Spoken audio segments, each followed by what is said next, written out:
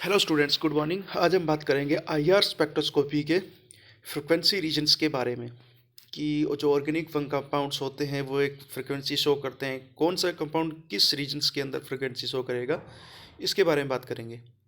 तो पिछले वीडियो में हमने बात किया था कि कौन से बॉन्ड जो हैं वो कौन सा वाइब्रेशन शो करते हैं, बेंडिंग वाइब्रेशन शो करते हैं, स्टिचिंग वाइब्रेशन शो करते हैं, उनके टाइप्स के बारे में हमने पढ़ा था। तो अब हम बात करते हैं ग्रुप फ्रिक्वेंसी रीजन्स। तो स्टूडेंट्स ध्यान रखना कि 4000 से 1500 सेंटीमीटर इन्वर्स का रीजन जो होता है ग्रुप फ्रिक्वेंसी रीजन्स का होता है।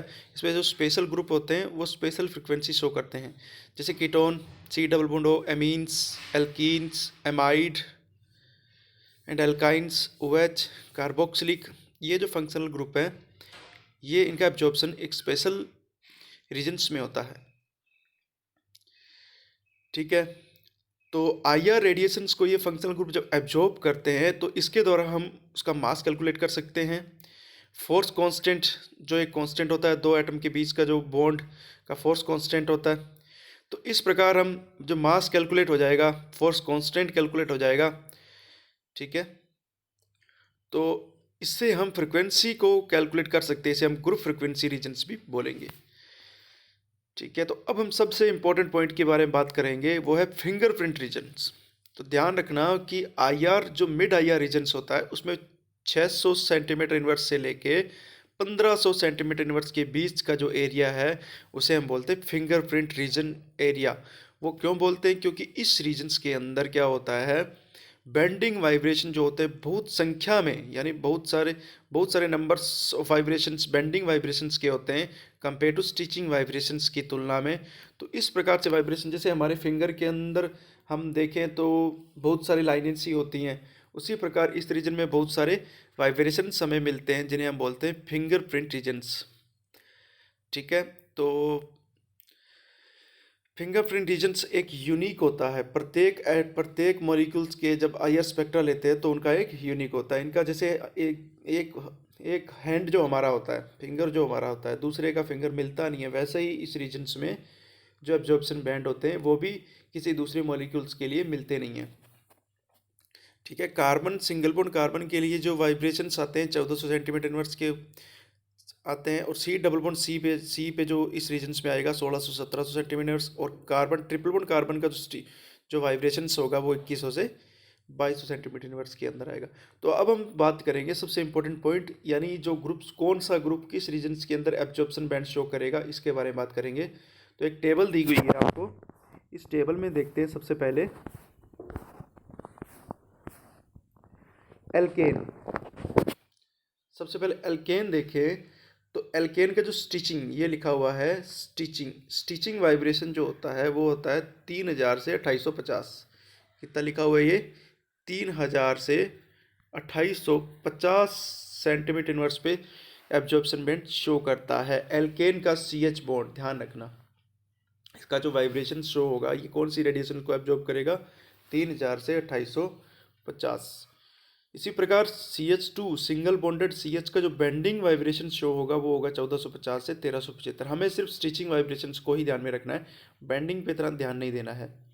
इसी प्रकार एल्कीन की बात करें तो एल्कीन में जो स्टिचिंग वाइब्रेशन जो है, ये स्टिचिंग वाइब्रेशन जो है वो 3100 से 3000।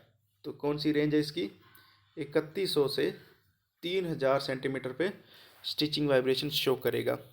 ठीक है, आउट ऑफ प्लेन बेंडिंग है, इस पे हमें ध्यान नहीं देना है, केवल स्टिचिंग वाइब्रेशंस को ही हमें देखना है।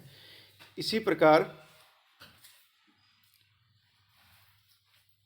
प्रकार अगर हम बात करें तो एरोमेटिक्स कंपाउंड्स की, तो एरोमेटिक कंपाउंड में भी क्या होता है, जैसे बेंजीन में देखें तो बेंजीन में ये डबल बॉन्डेड होता है, ये CH। तो ये जो वाइब्रेशंस होता है एरोमेटिक कंपाउंड में, इसकी जो stitching vibration double bonded CH की स्टिचिंग वाइब्रेशन कितने भी आती है, उससे 50 बढ़ जाएगी। क्यों बढ़ जाएगी? क्योंकि इसके पास भी क्या है, एक sp2 कार्बन जुड़ा हुआ है जो इलेक्ट्रो विड्रॉइंग पावर रखता है। इलेक्ट्रो विड्रॉइंग पावर होने के कारण इसके वाइब्रेशंस क्या है, कार्बन के पास आएंगे, तो इसके वाइब्रेशन करने के लिए इसको ज़्यादा रेडिएशन को एब्जॉर्ब करना पड़ेगा, इसलिए इसकी रेंज क्या आती है, 3150 से 3050। एल्काइन के स्टिचिंग वाइब्रेशंस की बात करें तो एल्काइन का स्टिचिंग वाइब्रेशंस जो हमें मिलता है वो 3300, कितने, 3300 से 3350। 3300 से 3350 सेंटीमीटर पे ये एब्जॉर्ब करता है। इसी प्रकार एल्डिहाइडिक यानी aldehydic C double bond O C H, ये भी डबल बॉन्डेड कार्बन है।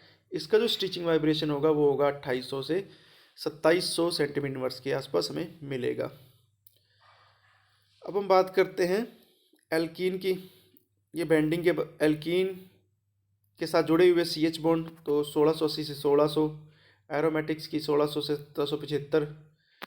ठीक है, हम मेन ग्रुप्स के बारे में देखते हैं। तो एल्काइन की, हाँ, एल्काइन का सी ट्रिपल बॉन्ड सी यानी सी ट्रिपल बॉन्ड सी जो वाइब्रेशन होगा वो कितने पे होगा, वो होता है 2200 से 2250 से 2100 सेंटीमीटर के।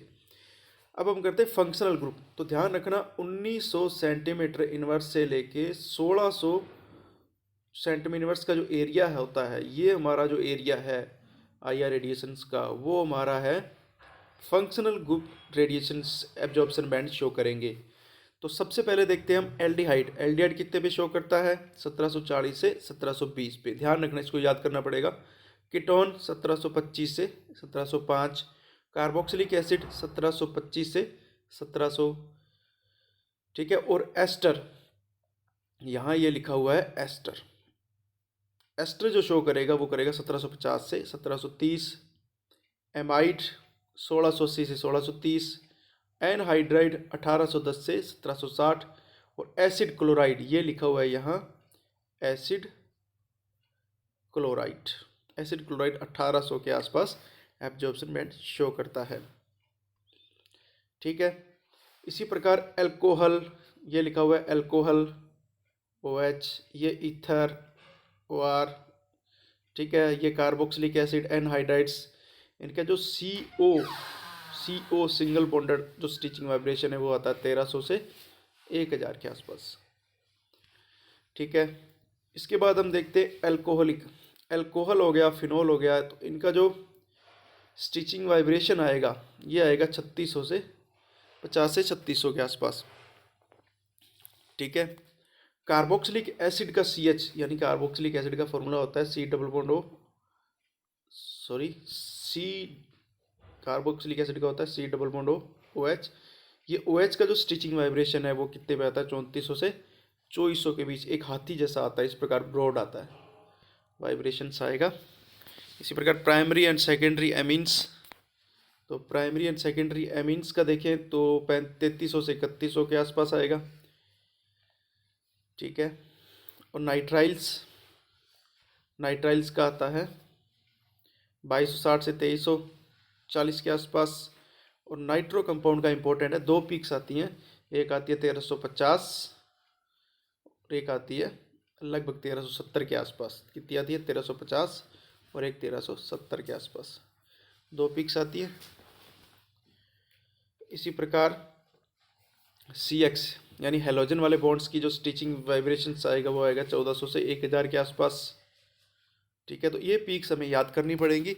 इसका एक तरीका और भी होता है कि मैं आपको यहाँ